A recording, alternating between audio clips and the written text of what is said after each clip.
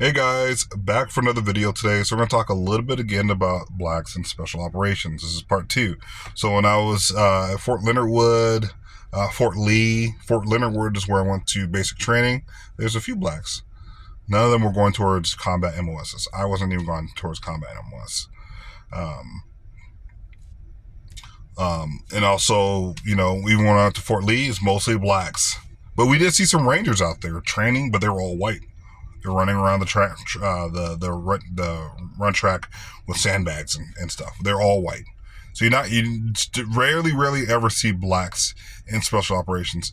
I did see a lieutenant colonel, him and his brother. One brother was a major. They're both like 6'6", two black guys, 6'6". One was a lieutenant colonel, the other one was a major, and they both had special forces tabs on their sleeves, which means they were special forces qualified. But if I remember correctly, they both had black berets. So I don't know if they were actually green berets. I'm not sure, but they had the special forces tab, which means they're special forces qualified. But it's still extremely rare to see black people in special operations, right? Most of us go towards the cooking jobs that we've gone towards for ages, for centuries, right? Like for forever. During Civil War, we were cooks, right?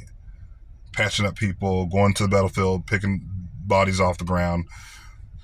To this till when I was when I joined back in 2010, most of the cooking jobs were black. It was almost all black. And it's been a generational thing of just, hey, I wouldn't say mediocrity, but yeah, mediocrity, where we just go towards the lowest MOS jobs. Now, that doesn't say much about me. I'm just giving you guys the rundown of what it is. The reason why I joined the military is because my wife needed TRICARE. I didn't care about the ASVAB. I didn't care about nothing. So I scored horribly low on the ASVAB, to be honest with you guys. Didn't study. Hardly passed a PT test out to even get in. I was really not. I got in really good shape by the time I was in. Survived. But, once again, mostly whites that were going towards the combat MOSs. And very, very few blacks. If you look at a lot of these interviews, like Team House, Sean Ryan's show, you have like maybe Nick Irving. Once again, he's a rarity, but him being a 3rd Battalion Sniper Ranger, super rare. The guy from Green Beret Chronicles, I know his name is Jay Dolores or something like that.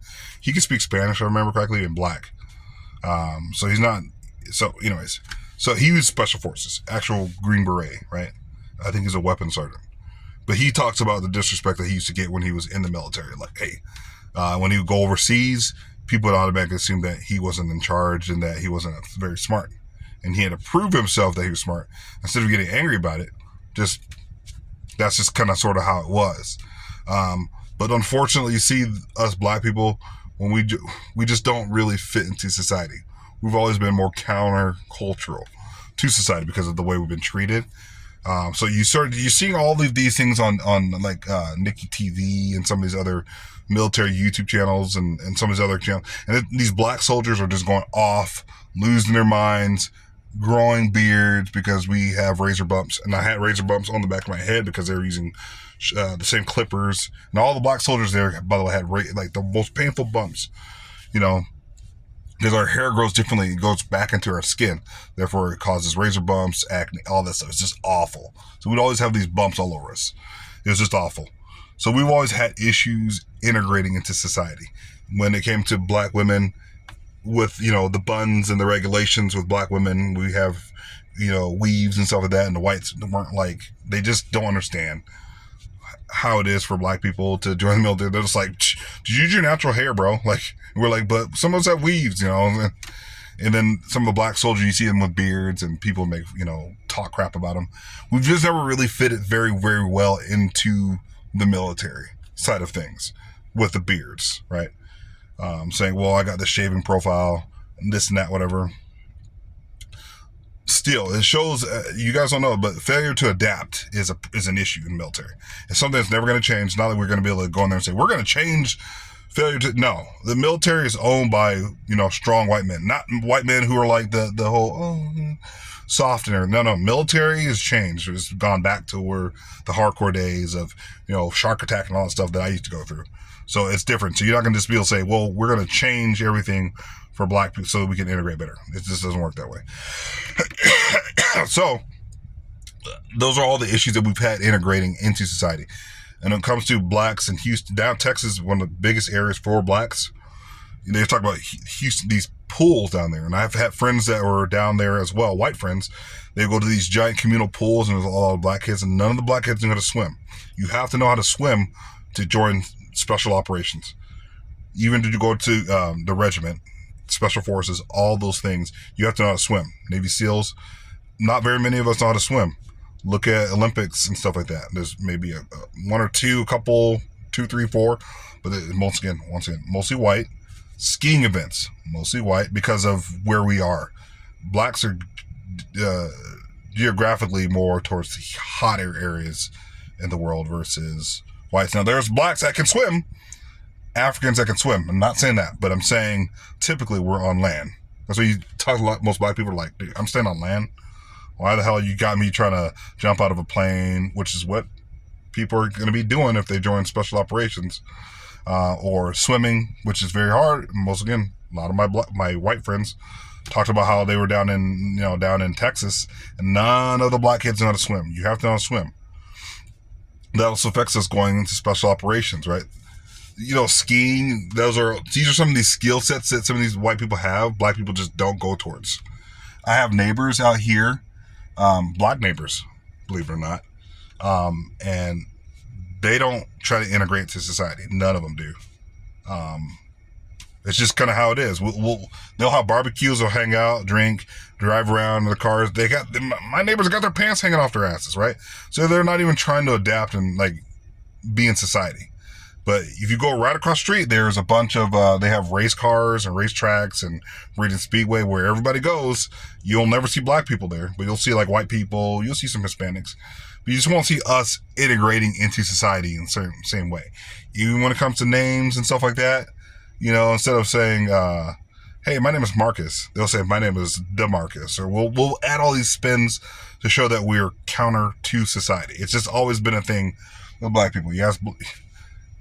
We just named our most different names that aren't, we'll take Americanized names and then switch it.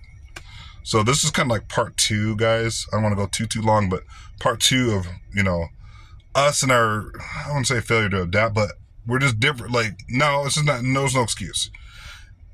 Us going off, living off the land, using a bow and arrow, using a map and compass, learning, I won't say just martial arts, because there's a lot of blacks in martial arts, actually, to believe it or not. A lot of UFC fighting, so I'm not saying there's not. But when it comes to us versus other, versus whites, there's just no comparison at all. I know we're a smaller group of the population, but still, there's a lot less of us in more of hey, I know how to plant, I know how to, change tires, oil, I know how to fix my radiator, I know how to, there's a lot less of us that really learn how to do those skills. In fact, my neighbor, he didn't know how to jump his car. He was a black guy. He was he was much younger, but he didn't know how to jump his car at all. He just stood there. You ask a typical average white person, hey, how to jump your car, how to do anything. They'll just know how to do it just naturally. We have to be able to put education a little bit higher up on our priority list so that we score higher on some of these tests, because we're one of the groups of people that scores the lowest. Therefore, we'll go towards the lower jobs, lower income jobs. So you guys can kind of see where I'm going. So once again, this is part 2. So I'm going to do a part 3 on, this whole thing with special operations, blacks, and us trying to fit into society. It's just where we're at. But that's all I got for you guys today. Hit that like, subscribe button. Hopefully you guys learned something today a little bit. I'm going through it. It's kind of quick, but, that's just from what I see from my experiences, and things that I do that people look at me and they're like, why is that black guy, going out to the field with the map and compass and his bow staff and his bow and arrows, and he's wearing normal clothes? Why isn't his pants hanging off his ass? A lot of my neighbors do. They have black guys, 20, 24, 28, just hanging out, drinking beer. Same things that some of my family does down in Georgia, and you see black people. It's just kind of how it is, guys. So I'll hit you guys with that in the next video. Talk to you guys. Peace.